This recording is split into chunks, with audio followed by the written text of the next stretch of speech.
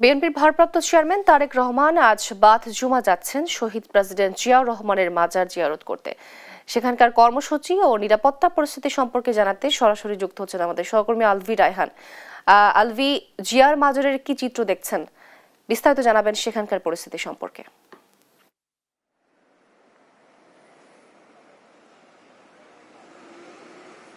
ধন্যবাদ। তো আপনাকে আমি এই মুহূর্তে দাঁড়িয়ে আছি বিএনপির ভারপ্রাপ্ত চেয়ারম্যান জনাব তারেক রহমানের বাবা যিনি রয়েছেন শহীদ জিয়াউর রহমান, তার মাজারের সামনে কিন্তু আমি দাঁড়িয়ে আছি। এখানে আজ তার এখানে এসে তার বাবার কবর জিয়ারত করার কথা রয়েছে।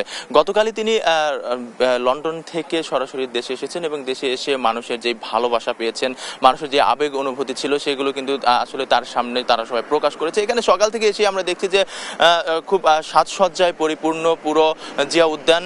বিএনপির নেতাকর্মী সহ কিন্তু বিএনপির নেতাকর্মীর বাইরেও সাধারণ যে মানুষ রয়েছে তারাও কিন্তু এখানে আসছেন। এখানে জিয়াউর রহমানের মাজার তারা জিয়ারত করবেন এবং তার সাথে তারেক রহমান আসবেন। এটা কিন্তু তাদের কাছে অনেক বড় একটি প্রাপ্তি বলে তারা মনে করছেন। এছাড়া এখানে আইন শৃঙ্খলা বাহিনীর যেই তৎপরতা আমরা সকাল থেকে দেখতে পাচ্ছি, এখানে আইন শৃঙ্খলা বাহিনী রয়েছে, তাদের সাথেও আমরা কথা বলেছি। তারা বলেছেন যে এখানে যথেষ্ট পরিমাণে আইনি সকল তৎপরতা থাকবে, যদি প্রয়োজন হয় আরও তারা আইন শৃঙ্খলার প্রশাসন আরও বাড়াবে বলে আমাদেরকে জানিয়েছে।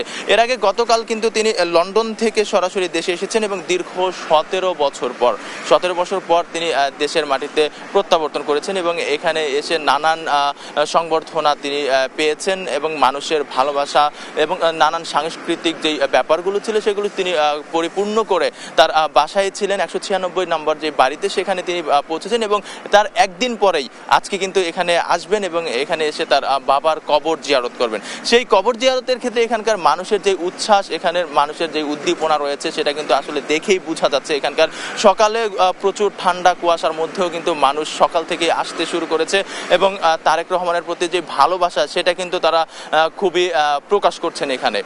এই ছিল আমার কাছে জিয়া উদ্যান থেকে সর্বশেষ তথ্য।